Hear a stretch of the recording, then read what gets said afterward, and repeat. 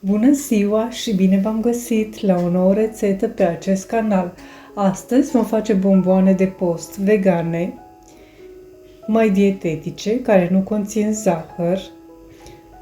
Sunt făcute din doar 3 ingrediente. Ciocolata în care sunt învelite nu are zahăr, este o ciocolată vegană îndulcită cu stevia. Și am presărat deasupra fistic, dar puteți presăra orice altceva vă place.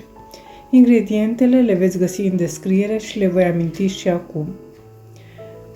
Vom folosi nuci și curmale.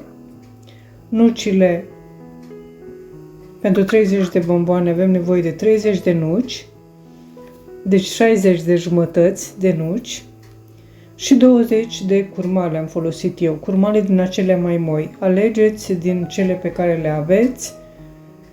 Se simt la mână care sunt mai moi, deci le scoateți sâmburii și le presați în mână, așa, nu este nevoie de chopper sau blender.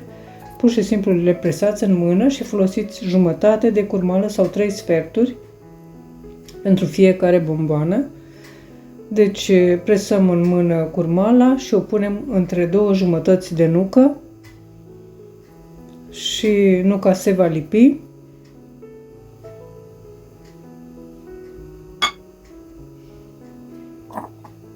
Deci am format deja 30 de bombonele. Acum voi pune apă fierbinte într-un bol și voi topi ciocolata. Am avut aproximativ 170 de grame de ciocolată vegană îndulcită cu stevia. Eu am pus-o așa în apă fierbinte într-un vas, dar puteți să o topiți și la microunde.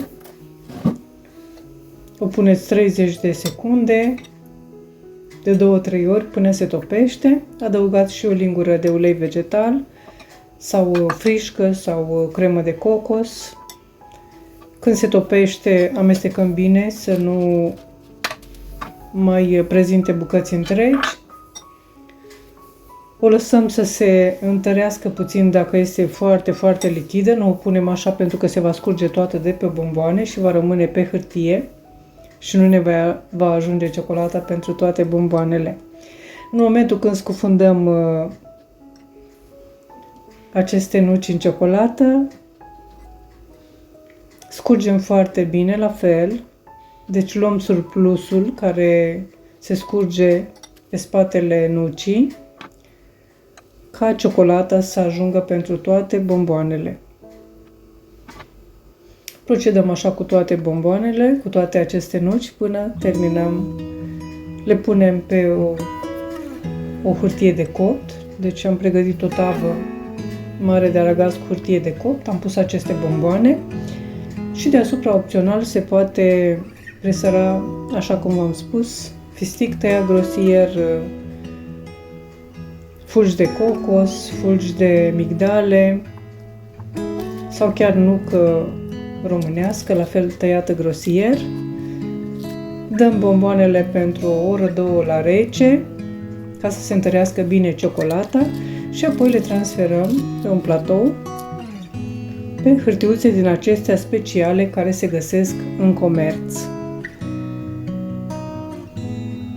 Așa arată bombonelele, așa arată o bomboană tăiată.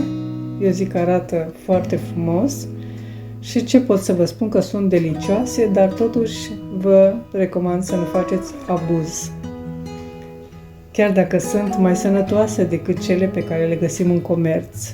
Eu vă doresc poftă bună, vă mulțumesc pentru vizionare și vă aștept la o nouă rețetă data viitoare.